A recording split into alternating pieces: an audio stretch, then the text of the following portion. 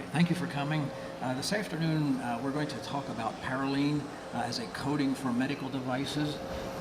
This will be the outline of the presentation, brief introduction, then we'll talk about the requirements for medical devices, and then we'll talk specifically about Parylene, what it is, its various attributes, its various applications, and then a conclusion at the end. Polymers are finding an expanding role in medical devices for a variety of reasons. Certainly the reliability demands for those devices. The medical industry brings in technology from other fields that need to be perfected or revised.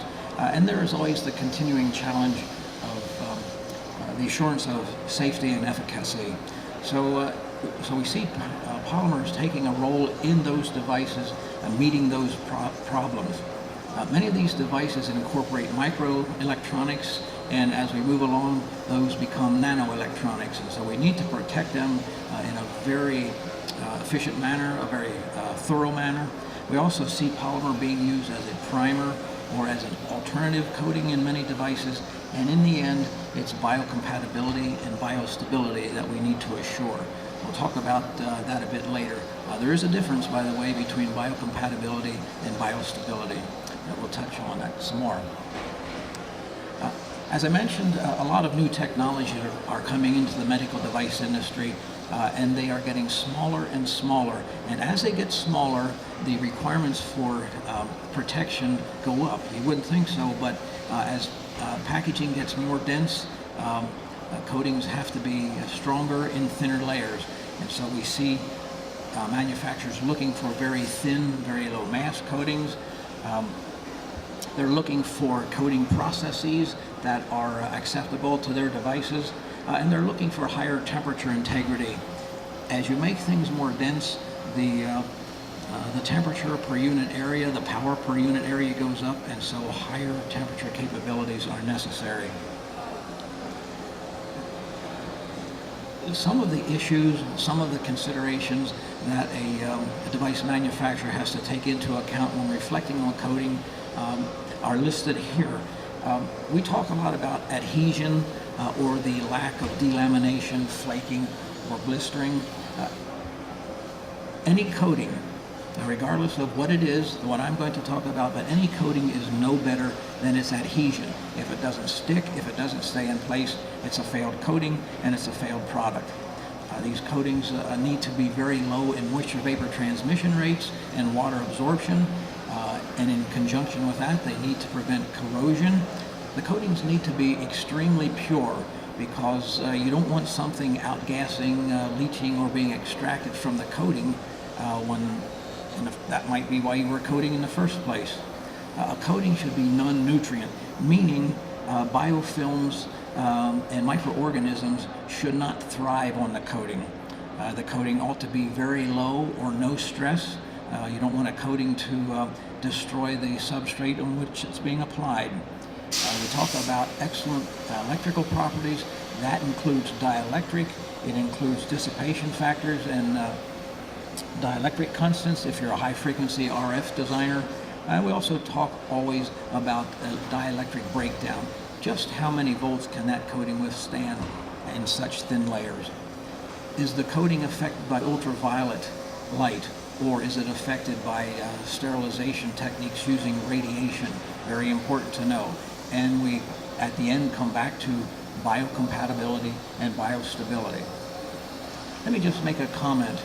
Biocompatibility has to do with what something does to the body.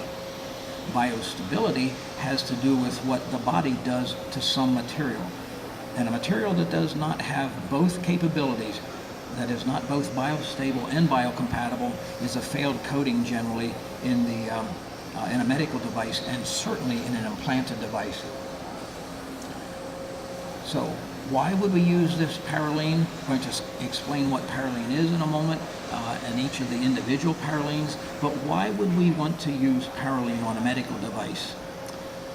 Parylene is an excellent barrier material. It's a barrier to fluids, to chemicals, to moisture, to dielectric, to drugs.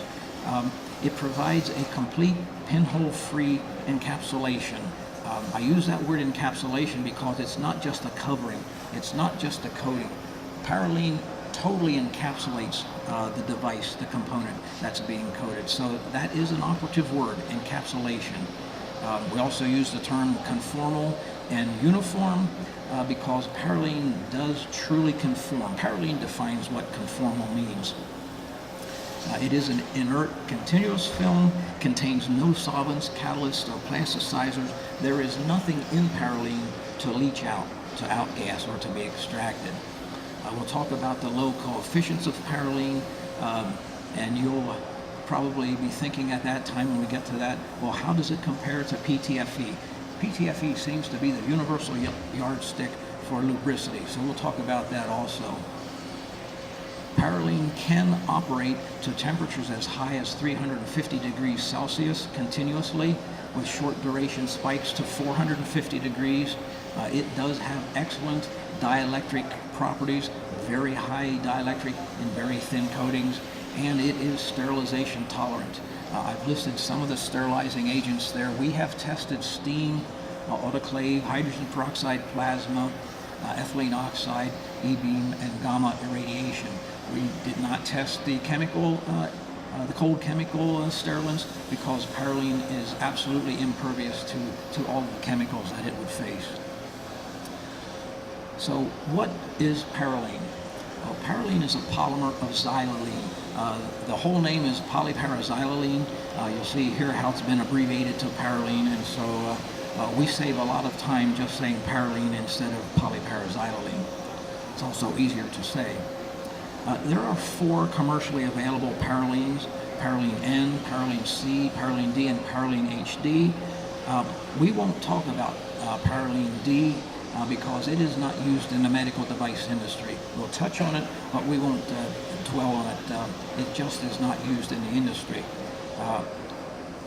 There are some other Parylenes under development that we also won't talk about, primarily because they're not yet available, but secondarily because if I talked about them, I'd be shot. I don't like that prospect, so we won't talk about them. But you'll see some other Parylenes coming from us in the not too distant future. All right, Parylene N. Parylene N is a strictly carbon-hydrogen atom. That's what the molecule looks like. Very high dielectric at 25 microns. If you're not a metric person, 25 microns is 1 mil. We tend to talk in metric units, so you'll see that throughout. But if you have a question, let me know.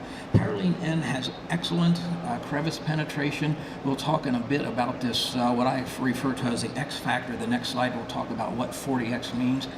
Parylene can operate continuously up to 60 degrees Celsius. It has a coefficient of friction of 0.25, and it has all of the requisite biocompatibility data. USP Class 6 if you're a pharma person, and the ISO 10993 biological evaluations if you're a device person. And if you happen to be interested in mil specs, it also carries those. So back to this 40X. What does 40X mean? Well, what we have here is a cross-section of a hypo tube with an inside diameter of X. And what 40X means for Parylene N is that if we coat on the outside of the tube to a 1 micron thickness, we can get 40 times the inside diameter into the tube until we get to the half thickness. So let me give you a simple example. If the inside diameter is 1 millimeter, then we can coat 40 millimeters down this hypo tube before we get to half the thickness that we have on the outside.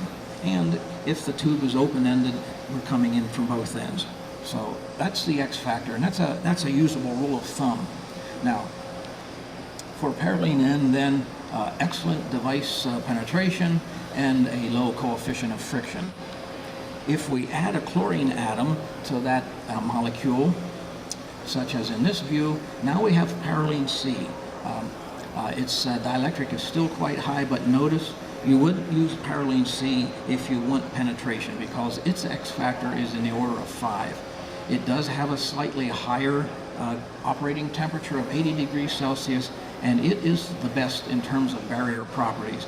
Excellent chemical resistance, very low permeability to moisture and gases. So if you were looking for a barrier material Parylene C is a very good one. Its coefficient of friction is slightly higher than Parylene N, probably not so that you can tell it subjectively, but numerically a bit higher, and it also has the requisite biocompatibility data.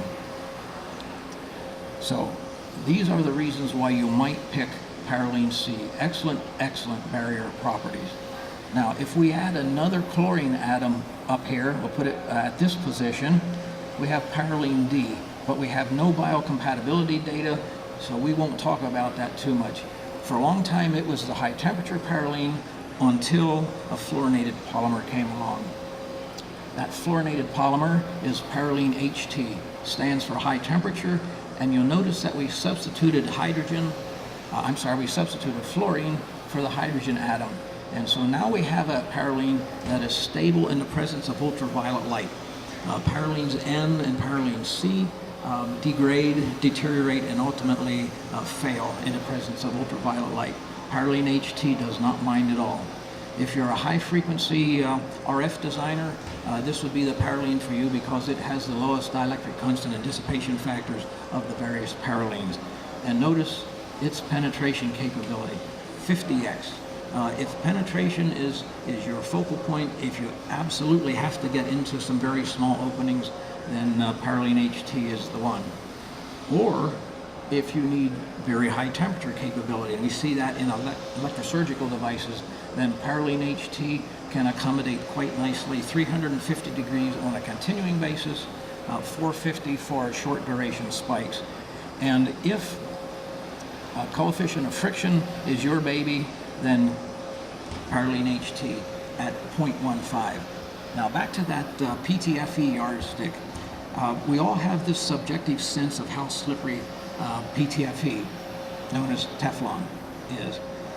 If you go to the Teflon website, you will discover that there are in excess of 30 different variants of PTFE, or Teflon. You also discover coefficients of friction which range from a low of 0.04 to a high of 0.35. So you'll see that the Parylenes fall quite nicely in the lower half of that range, and Parylene HT well down into the lower third of that. So when you think of coefficients of friction, Parylene compares quite nicely with PTFE. Parylene HT also has all of the requisite biocompatibility data, all of which reside in our device and drug master files.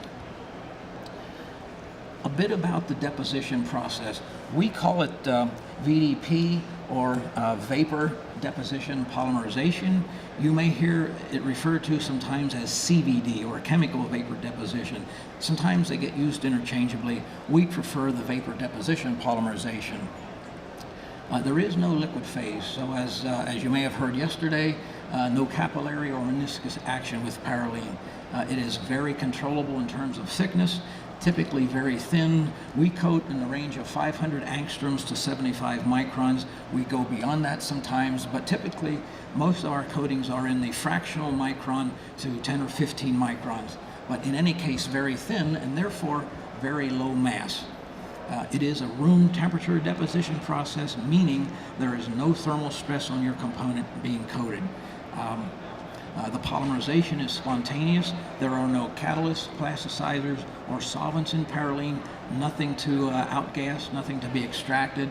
And because the polymerization is spontaneous, it is complete as it is done in the chamber. Cure is a word that doesn't quite fit with Parylene because there is no cure process. It is done as removed from the chamber. It is truly a self-contained and a clean process. This is a comparison between liquid coatings and Parylene coatings. With the liquid coating, you oftentimes get voids beneath components or between components.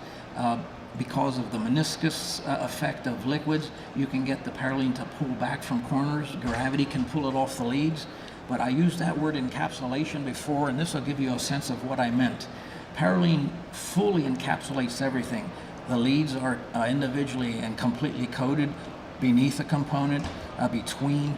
There are no voids in Parylene. If you happen to If you happen to be producing circuitry or components for the aerospace industry, it's very important to you to not have any entrapped gases, any voids in which you have some trapped air, because as you go to low pressure environments, high altitude or out of space, that's destructive to a circuit board, because that trapped gas wants to expand. You do not have that problem with Parylene, and it is a valued coating in the aerospace military industry. This slide gives you an indication of penetration and uniformity. These are some fins that were etched into a silicon dioxide wafer, and by the scaling you can see the fins are about 13 microns wide, as is the spacing. And what you're seeing here is a very uniform 1 micron coating down into the 13 micron opening. Here's a slightly larger view of that of one corner. Notice the coating around the corner here. The coating is every bit as thick at the corner as it is on the flat surfaces, so you don't have a degradation of your dielectric, if that were the reason you were coating, or your moisture barrier at sharp edges. Parylene covers that. And you also see you get very good penetration down into an opening as small as 13 microns, and you can tell by this illustration you could go into a much smaller opening. So what are some of the attributes of this magical Parylene?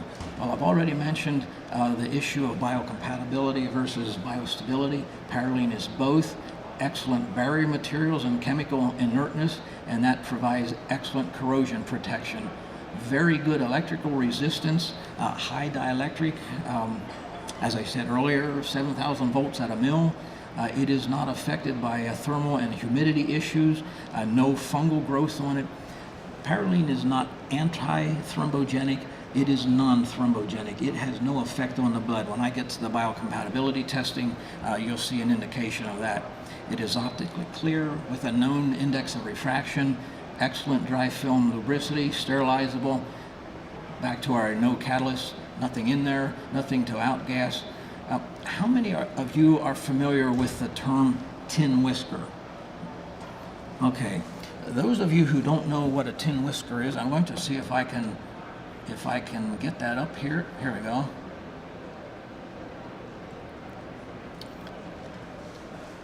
Here we see what a tin whisker looks like. That's a whisker right there, some other whiskers. As we move from leaded solders to lead-free solders, this is an issue with lead-free solders. We don't know exactly why, but a lead-free solder tends to grow these whiskers, or these odd-shaped growth. Now, if this particular whisker starts to turn and grows across here and touches the adjacent circuit, poof, end of circuit, end of product. So the idea here is to suppress these as much as possible. There's a study done by the Boeing folks, and they discovered that when comparing acrylics and a number of other coatings, that Parylene C was the best at suppressing these odd-shaped eruptions and tin whiskers. So the object, of course, is to eliminate them or significantly suppress them. Parylene C is very good at that. And now the trick is to find my cursor and get back to the presentation.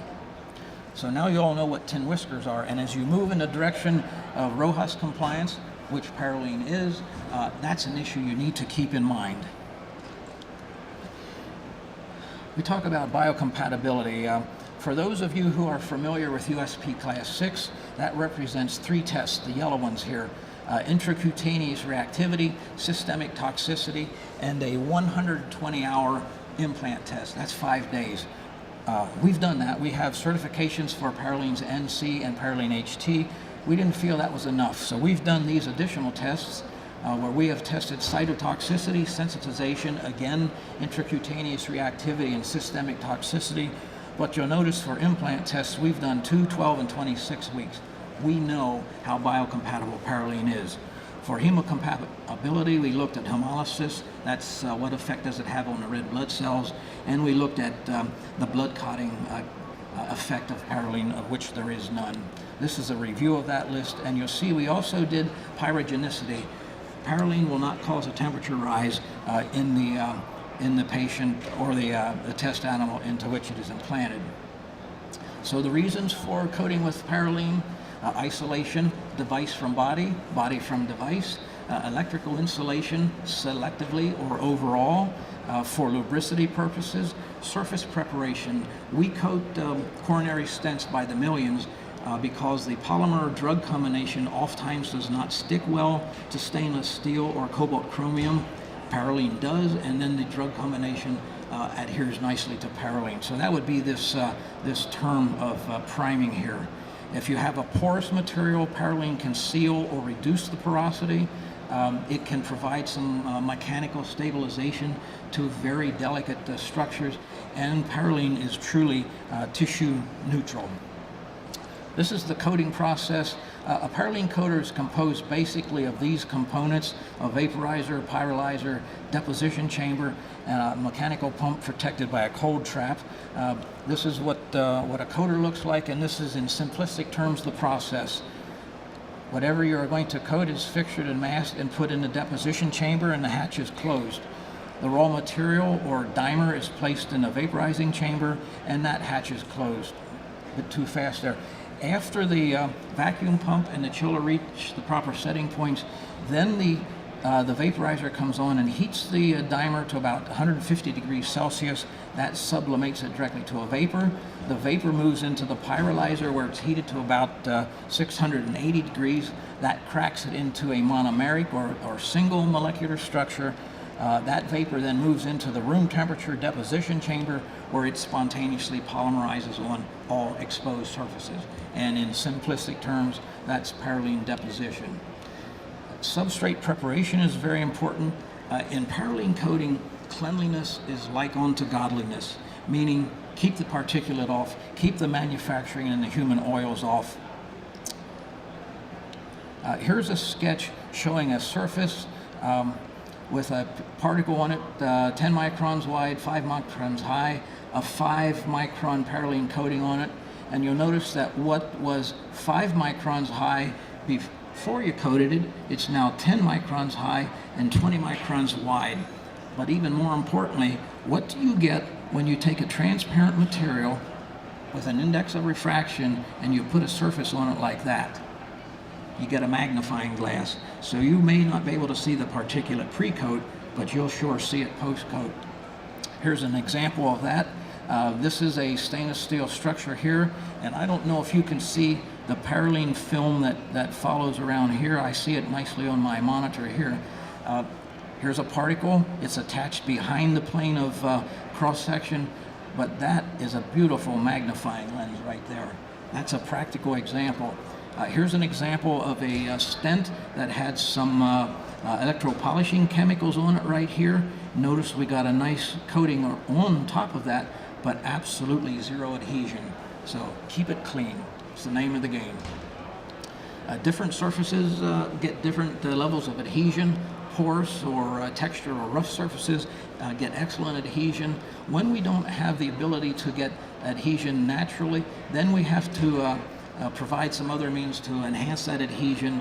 We have chemical, plasma, and abrasion techniques to do that in order to enhance the adhesion.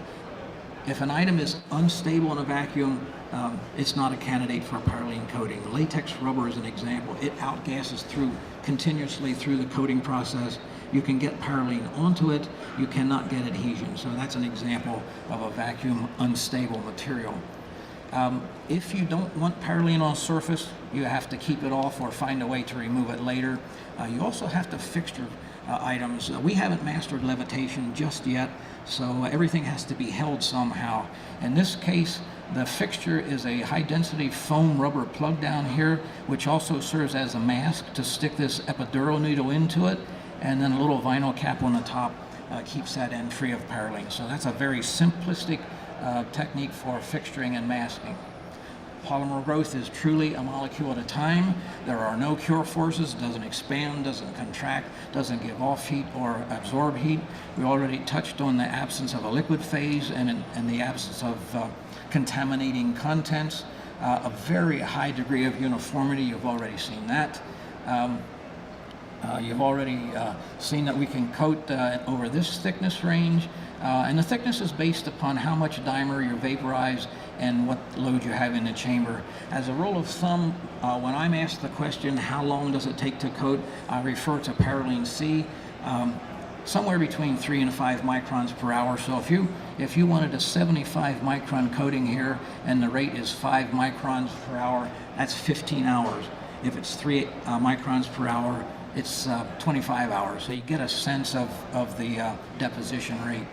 Samples of short-term products that we coat: mandrels, O-rings of all sorts, catheters, pharmaceutical containers, you name it, we've probably coated it. Here are some long-term objects we coat: implantable cardiac defibrillators and pacemakers, drug delivery devices like stents and inhalation devices, cochlear and ocular implants, catheters of all different types, the longer indwelling kind, neurostimulators, gastric balloons and cuffs, endotracheal tubes, laboratory devices of all different kinds, syringes, all the different components, the needles, the bong, the barrel, the whole bit. And finally, electronic circuits, which is where Parylene started out 40 years ago. That was the original conformal coating for Parylene. So we talked about quality and type of substrate, preparation, masking and adhesion, fixturing, and handle with care, both pre and post coat. So this is a summary of Parylene, thin and pinhole free, non-liquid, no cure forces. And we, down here at the end, we can coat most anything that's vacuum stable: plastics, metals, fabrics, ceramics, and even granular materials. A very quick word from my sponsor. I'm not allowed to return to my booth if I don't tell you who we are. We are Specialty Coating Systems. We have 10 coating centers around the world. An 11th one coming at the end of this year here in the States. Our primary business model is coating for customers. They send us a product, we coat it and ship it back. We also manufacture equipment and the raw material, the dimer, which ironically we sell to our competitors. We have our own source of dimer. We control it, its formulation and its quality. We use standard coating procedures so we can transfer from one center to another if a customer has a sudden ramp up in need, or heaven help, there's a natural disaster. We coat in the clean room with capabilities to, now I'm in trouble. Clean rooms down to class 100 or 5, and we have device and drug master files available for reference to our coating service customers. If you want to know more about Parylene and SCS, I invite you to booth 1922. Come by and we can talk in private. If you have questions here that you'd like to ask, and we have a little bit of time, like 30 seconds, any questions? But thank you very much for coming and listening, and I hope that you walk away feeling you learned something. Any questions? All right, that means that you are now all Parylene experts. By the way, you all know what an expert is, don't you? An X is a has-been, and a spurt is a drip under pressure. So I never claimed to be an expert. Thank you.